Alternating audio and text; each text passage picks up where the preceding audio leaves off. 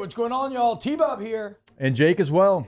And you're about to watch a little OTB LSU.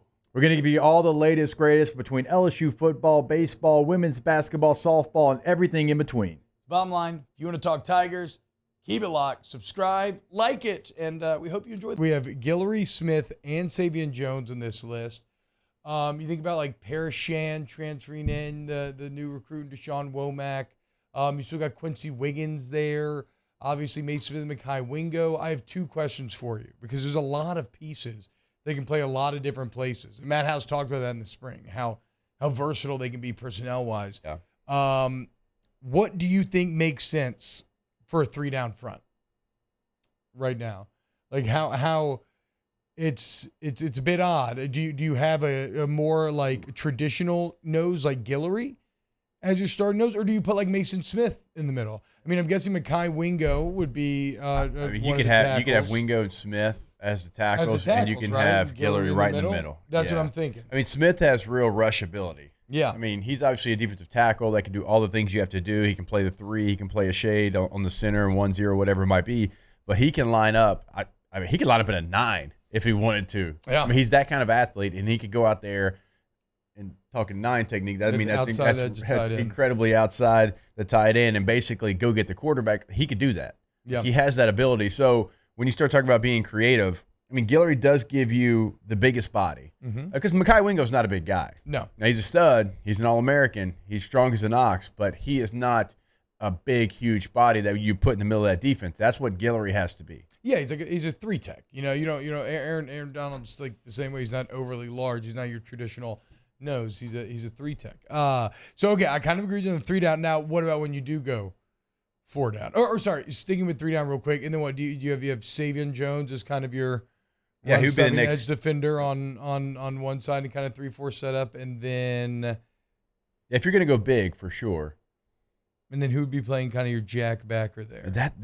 That's where the competition has to play itself out in camp because you've got the guys that you listed as far as freshmen. You got Ovi coming over from Texas. Yeah, I mean, I'm not sure who's going to win that battle. I don't think it's settled right now. And it's probably the one that in training camp I'm going to be paying attention to more than any position battle because there's not a clear front runner either, at least in my opinion. No, I agree. I mean, I love just like kind of mathing this out. What about 4-down? More traditional kind of 4-3 front. I'm guessing. See, now that's when maybe I would put. You put Wingo as a 3 and Smith as your shade. Yeah, I think so. And then Savion Jones would be your. And then again, the other side of it would be who's going to win. Yeah, who's going to win battle. that weak side defensive end battle. And then you saw, like I said, you still got Quincy Wiggins that could potentially play inside or out. And you could bump Smith out and put Guillory again in that shade in the 4-man front if you want. The point is, for a defensive coordinator as creative as Matt House and somebody who's used to the NFL and how multiple you can be in the NFL and how creative you can be, it feels like he has actually a pretty nice D-line room to play around with here.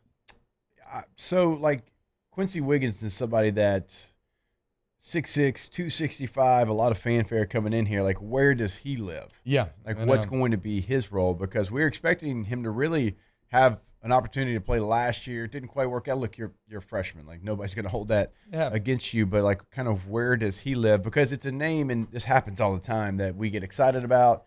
We don't really see them when they're young players, and then we not forget about them, but we don't place them in kind of the pecking order on the depth chart. So he is a very interesting player, obviously, from right down the street here at Madison Prep.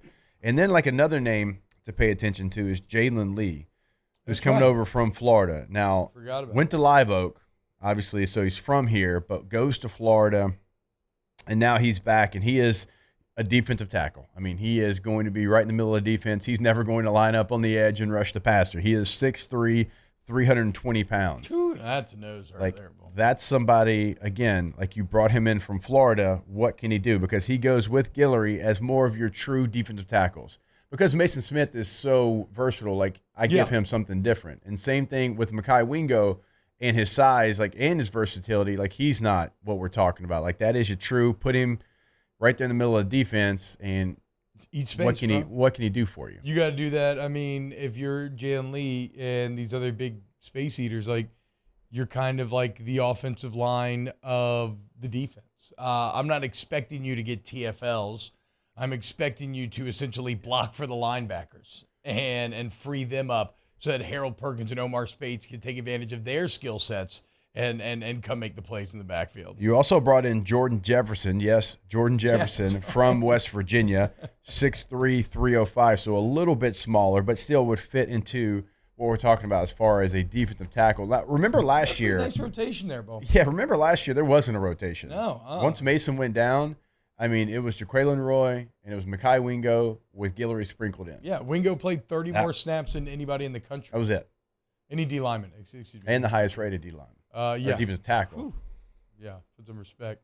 Wow, Jake, what incredible takes. I mean, those guys, they're just the best. I think so. And if you think so, again, hit the like button, subscribe, ring the bell so you get notifications when we post every single day here on OTB LSU.